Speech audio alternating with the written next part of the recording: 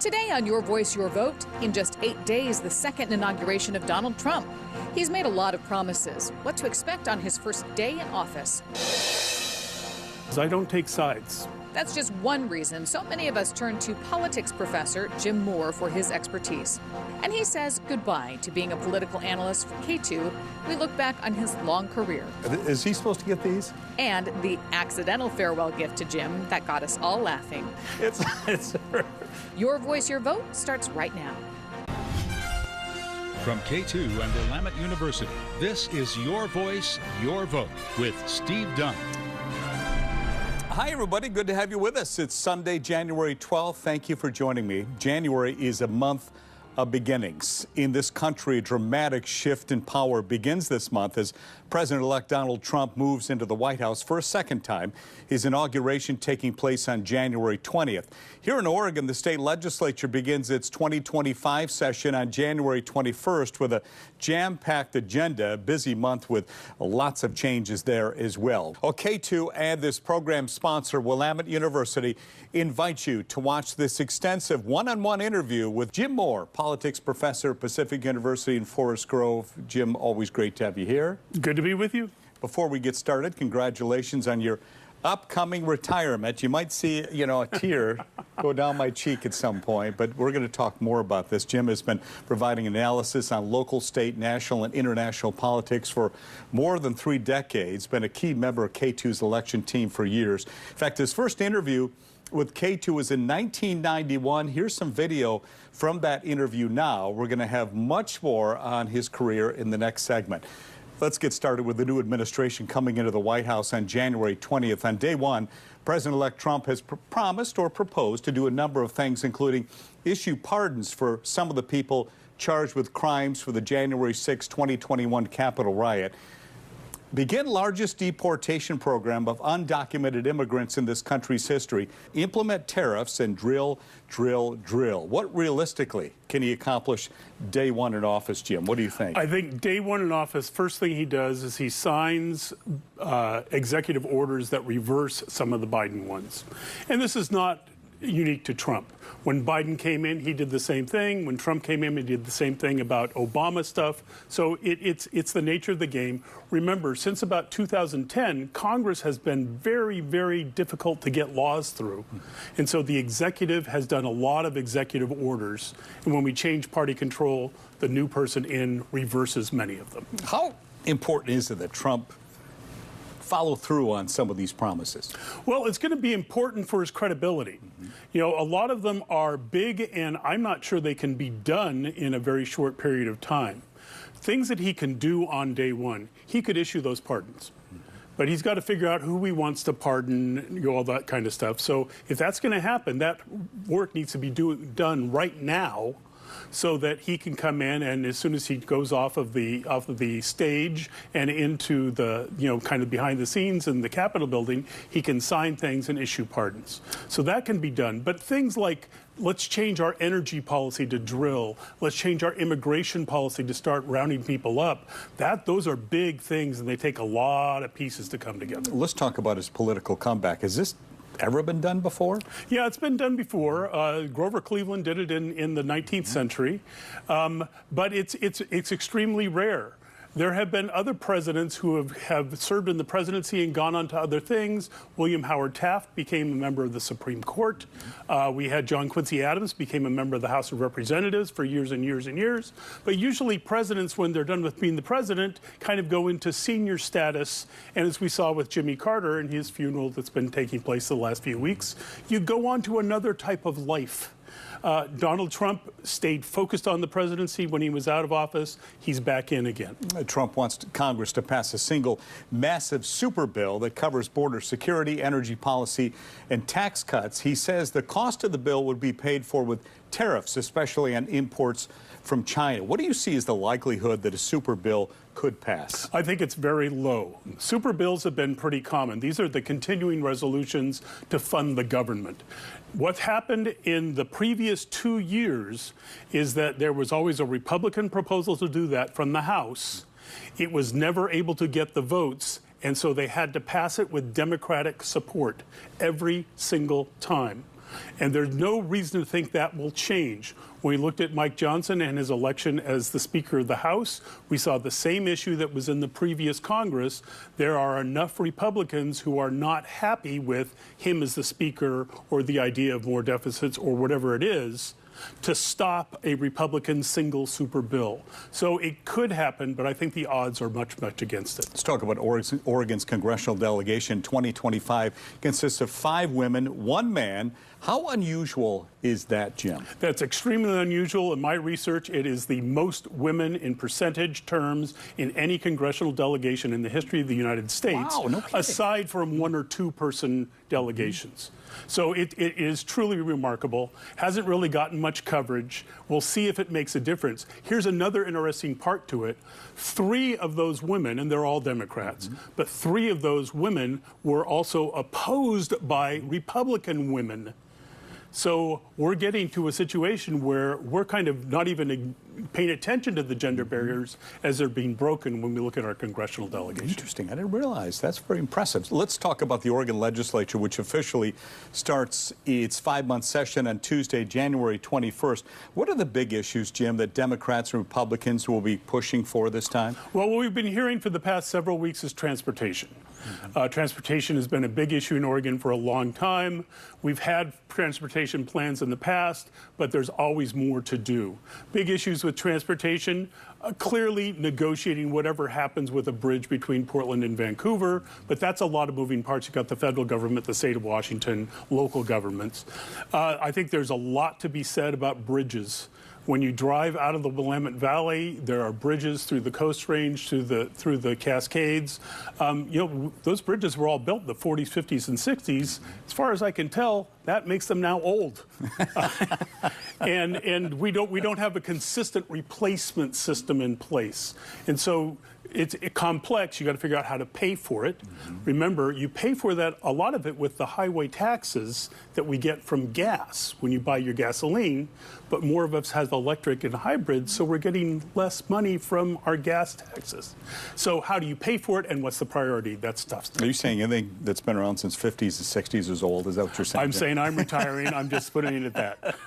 Hey, in the upcoming session, the Senate President is Democrat Rob Wagner. Leader of the Senate Republicans is Daniel Bonham. Speaker of the House is Democrat Julie Fahey.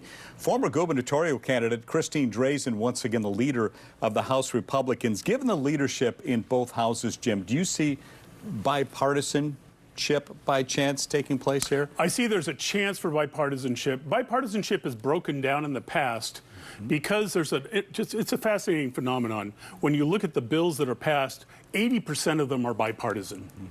But the 20%, and especially the ones that we focus on in the media, boy, they get partisan really fast. You have walkouts, all the other kind of stuff. If transportation remains the center, transportation traditionally is a bipartisan issue. It's an issue for everybody in the entire state.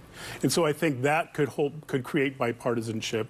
But Christine Drazen has made it very public and very clear that she's keeping walkouts on the table just in case she needs them. I don't know what that would come up over, but it's something that until the end of the session, we just hold our breath. Will the Republicans stay in the building? You're going to take part in Katu's presidential inauguration coverage on January 20th. After that, you're not doing any more political analysis. Right. Is there any chance, any way I can change your mind today, Jim? There is not. I will, if everything lines up, have a book to sell, however. So maybe I'll ask about that and whether we can talk about it. Is it about your life? No. And welcome back to our program. Sitting next to me is politics professor Jim Moore, who's been an incredible asset to news organizations in Oregon and outside of it as well. He's been a big part of Katu's election coverage and a frequent guest on this program. We always loved having you here. It was always wonderful to be here. It's nice to have a conversation about things instead of little sound bites. I absolutely agree. You'll be on K2 News on January 20th for our coverage of the presidential inauguration, but this is your last time on this show as a political analyst. Why was it so important to you be available to media outlets almost 24/7 for decades now? I'm a teacher. It's what I love to do. I get good student evaluations, so the students like it as well. I always saw this as just teaching to a bigger audience. One of the things that I do, which is incredibly rare and becoming rarer, is I don't take sides. It's my job to get you the tools so you can understand why you feel about things in the political world. And I know that I'm doing a good job because I get hate mail equally from both sides. I get love letters equally from both sides. I hear it from my students as well. You know, 20 years later, wow, Dr. Moore, I was so glad you were around. There were no other conservatives. Wow, Dr. Moore, I'm so glad you were around. There were no other really lefties there. And it's like, I've done my job. You learned how to think about the world yourself. And the media things are a way to do that to a much bigger audience. I agree. I would hear from people often who would say, Steve, you got to tell me, is Jim a Democrat or is he Republican? I'd say, I have no idea. And that's the beauty of him. Absolutely beauty of him. You first appeared on Katu News in 1991. I wonder how much you've changed in 34 years. Let's take a look at this video snapshot of you on Katu from 91 to 2004. Watch this. What are gays and lesbians saying now? They're not saying, well, you know, I have a different lifestyle. They're saying, I'm queer, and I'm proud of it. Here's a button that says, I'm queer. It's a political statement. It's interesting. Several years ago, Dan Quayle went in front of the ABA, the Big Bar Association convention, into the Lion's Den and said there are too many lawyers and they're sapping the productivity of the United States. Welcome back to our continuing coverage of the war with Iraq. And get some perspective on today's events, we're joined by our K2 international political analyst, Jim Moore. And Jim, obviously we've seen that dramatic video of the toppling of Saddam's statue. Is this the so-called tipping point we've been looking for? It is internationally. It definitely is here in the United States. It's the stage beyond which we don't expect to see Saddam Hussein alive, or if we do see him, he's going to be treated as a war criminal. Republicans are really making an effort, especially in prime time speaking spots, to really show the moderate or kind of rebellious face of the party. It probably hurts him, but just minimally. Political analyst Jim Moore says the letter took Obama off message briefly, but says it will not likely result in fewer votes for Obama. But people are frustrated with politics right now. And when you're frustrated with politics, if somebody comes in and says, I have a way to make politics different and probably better, that's when people will vote, yes, let's change it. Jim Moore, as usual, thank you very much. You're welcome. I'll tell you, I've changed. You look exactly the same. Still wearing the bow tie, the glasses, changed up the glasses a little bit. What do you think when you see all that from all those years ago? A lot of things have happened. Yeah. A lot of things have happened. It's fascinating because I'm an internationalist. My specialty is international relations, U.S. foreign policy, international economics.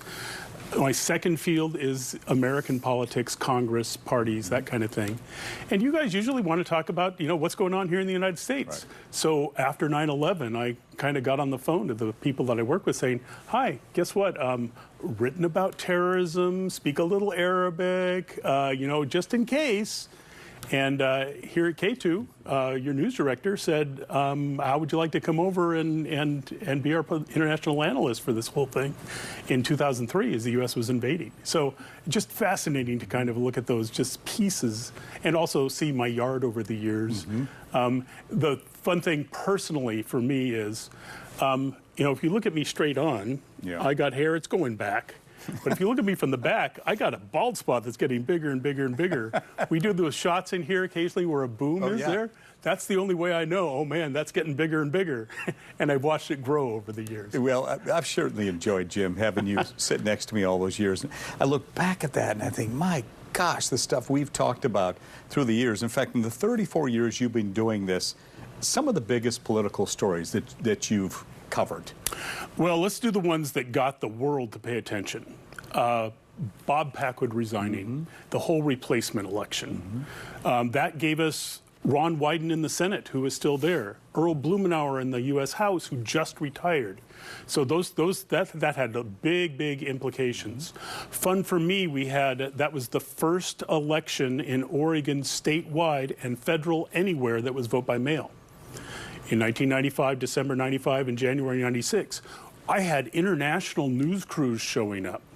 In my office at work, I have a welcome mat that has welcome in 14 languages.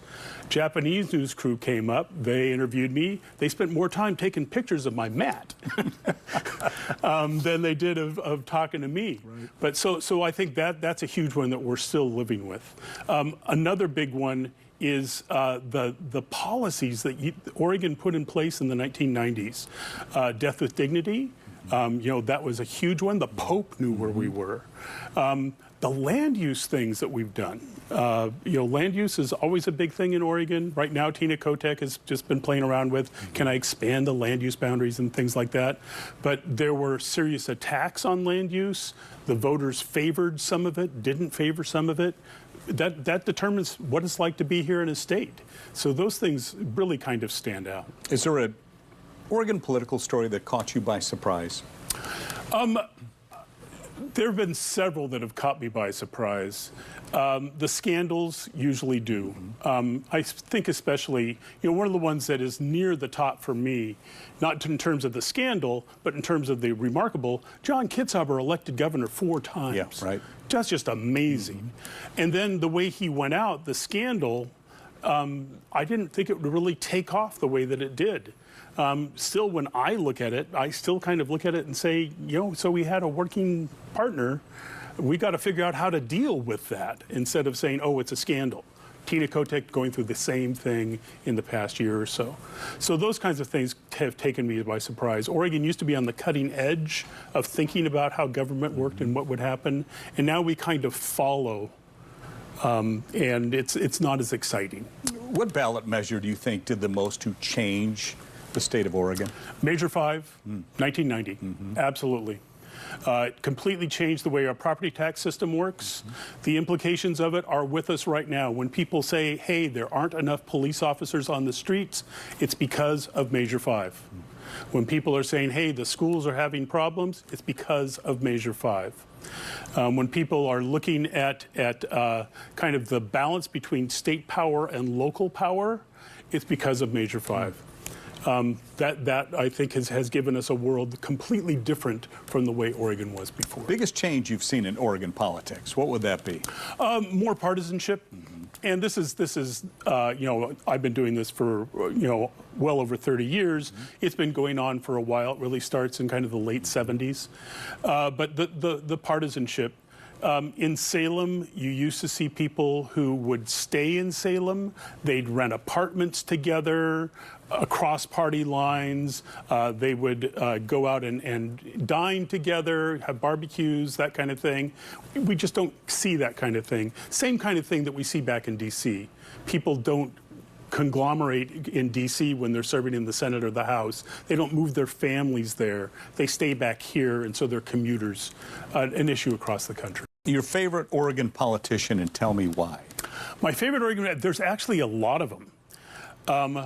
I really like Barbara Roberts. She told it like it was. She had a hard time. I was first introduced to her in person by Vern Duncan. Vern Duncan, elected several times to be the superintendent of public instruction, a colleague of mine at the University of Portland. I was introduced to her when John Kitzhaber was inaugurated, kind of in the crowd. And Vern said, this is Jim Moore, this is what he does. She said, all you politics people, you just had me wrong. It's like, wasn't me.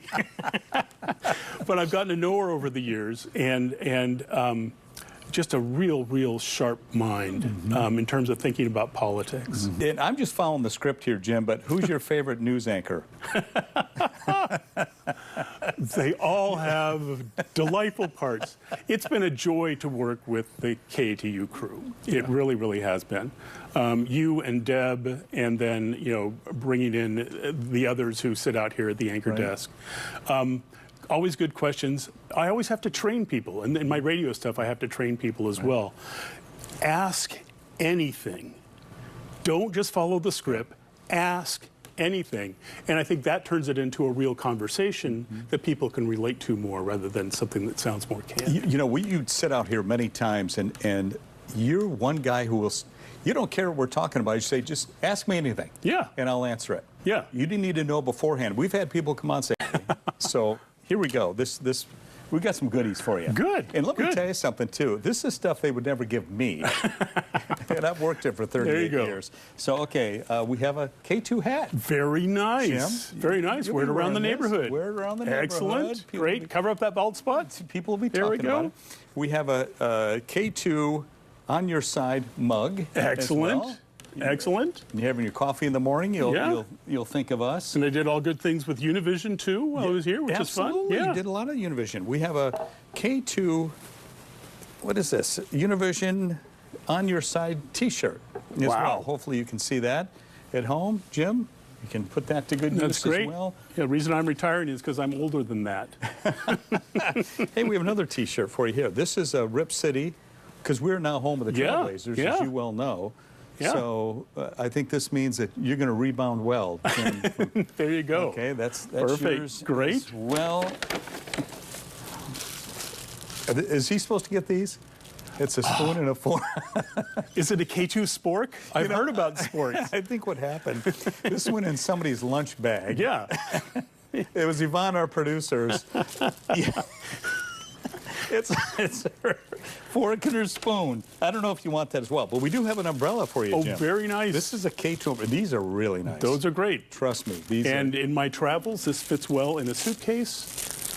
When I'm hiking in the national parks of Great Britain in October, I can have this with me. You can take this as well. This is a fork and a spoon and a Excellent. knife. You may need those. Yeah. Wherever you Perfect. may go. Anything you want to say to our viewers before you go, Jim?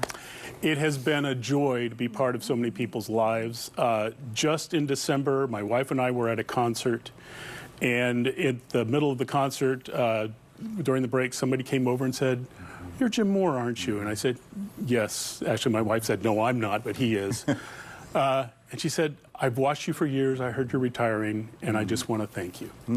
And it's been a delight to be helping people to figure out this complex, weird political world that we live in. No, you've been the best of the best, and I mean that. And I think you go into our newsroom, you mentioned Jim Moore, absolutely the best. We know, and you've helped us considerably through the years. So you'll be missed, but I'll be working with you on Inauguration Day. Absolutely. So I'm not done with you yet. Maybe you can come in wearing your new hat or one of your shirts or umbrella, perhaps. Yeah, to an walk in umbrella, the building. exactly. Thanks a lot, Jim. We appreciate it. Thanks a lot for watching, everybody.